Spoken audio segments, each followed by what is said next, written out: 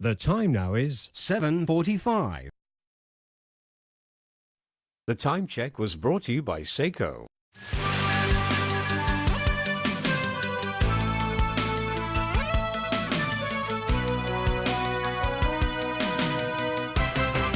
Welcome back. Former abused maid Owiana Sulis-Jeningsi and rights workers sought help from lawmakers today in their bid to change policies and protect foreign domestic helpers from abuse and exploitation.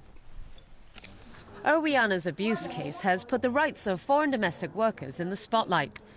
In handing down the 6-year jail sentence to Owiana's former employer, the district court judge berated employment agencies for turning a blind eye to helpers in need. She added she believed there's an element of exploitation in the agency system that foreign domestic workers are forced to use. Meeting with Owiana and migrant workers' rights activists, lawmakers today criticize the government for not delivering on its promise last year to review employment agency policies. Employment agency is something that we think is very important in the whole ring of abuse that are created in Hong Kong for this modern slavery. Lawmakers said resolving the migrant workers' many plights requires the help of their home governments as well.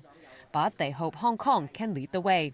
Behind the problems are maybe problems of corruption and bribery and so on. So it is a very complicated issue, but it is something that is a nut that has to be cracked. The Hong Kong government must come forward to respond to all their concerns. Apart from systemic problems at the agency level, rights workers say they're also fighting everyday discrimination.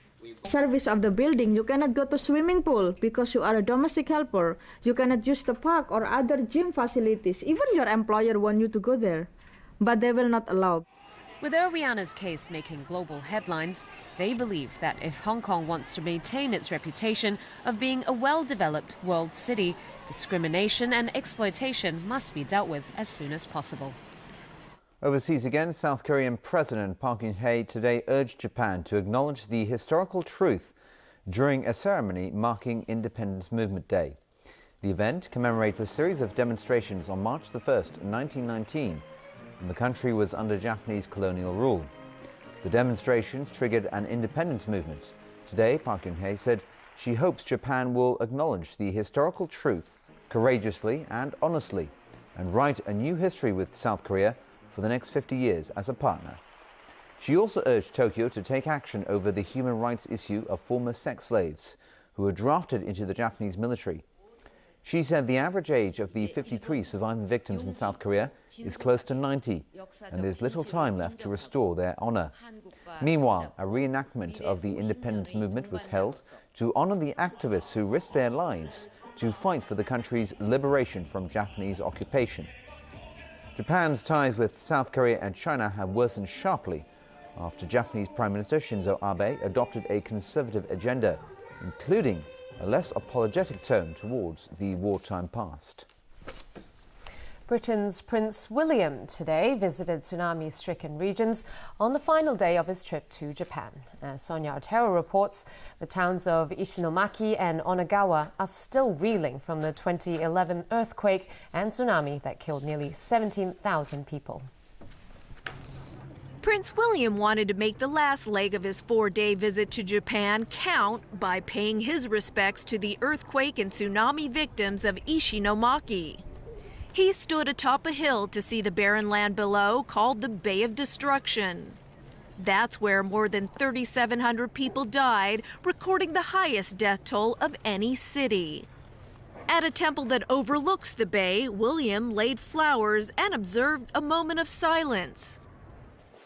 He also visited a local newspaper office destroyed by the tsunami. And tell me a bit about what the day was like when the tsunami came. The editor-in-chief said because all their printing equipment was wrecked, they had to print the news by hand and delivered it daily to the people at evacuation shelters. Next on the prince's must-see list was the tsunami-devastated town of Onagawa, where 550 residents died.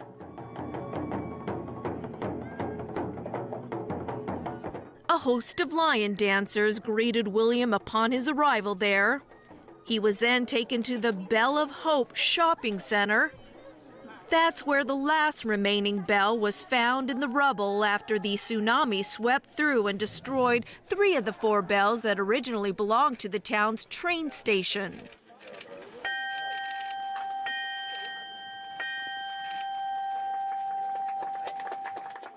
As the prince left, he humbly took time to shake hands with an adoring crowd. His Japan trip proved a big morale booster. He assured residents their tsunami and earthquake nightmare has not been forgotten. He also renewed international awareness about the hardship many Japanese still face as they rebuild. William made his way to Beijing today for his final stop of his Asian tour. Sonia Artero, TVB News. All right, Tony, what's in sports today? Cricket World Cup to start off with, and not a very good result for England. At the Cricket World Cup, England slumped to their 3rd defeat in 4 matches despite a century from Joe Root. Sri Lanka beat England today by 9 wickets in Wellington. Jameson Wong has the highlights. Joe Root became England's youngest World Cup centurion. The 24-year-old slammed a career-best 121 from 108 balls. England posted a formidable 309 for 6.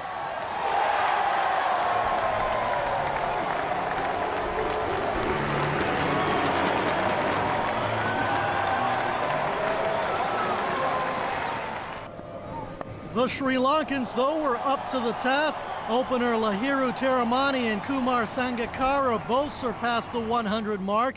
Teramani with 139, while Sangakkara posted 117 off 86 balls. Sri Lanka reached 312 for the loss of just 1 wicket and with 2 overs to spare. They improved to 3-1, and England dropped to 1-3. Jameson Wong, TVB News. In the English Premier League, Wayne Rooney broke out of his scoring slump to lead Manchester United over Sunderland 2-0. Rooney scored both goals at Old Trafford